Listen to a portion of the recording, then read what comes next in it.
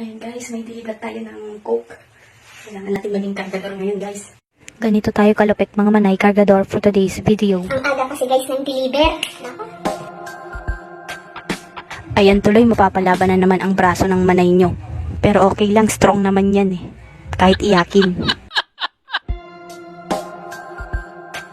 So ayan mga manay, kwentuhan muna tayo. Gusto ko lang kasing ipagpatuloy yung buhay operator part 2. Wala lang, bet ko lang kasing balikan yung experience kong hindi ko makakalimutan.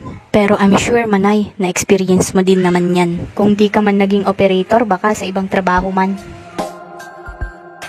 Naranasan mo na ba yon? Yung tipong pagkagising mo sa umaga, tamad na tamad kang bumangon. Pero pag sa uwian, mas mabilis ka pa kay The Flash.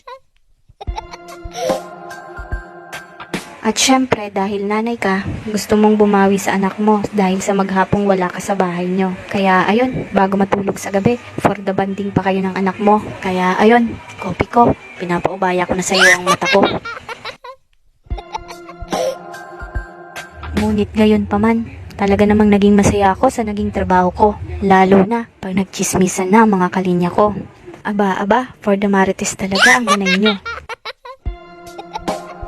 Ubos na pala ang oras ko. Hanggang dito na lang muna ang kwento ko. Kaya ayun, babay na muna sa'yo manay ko.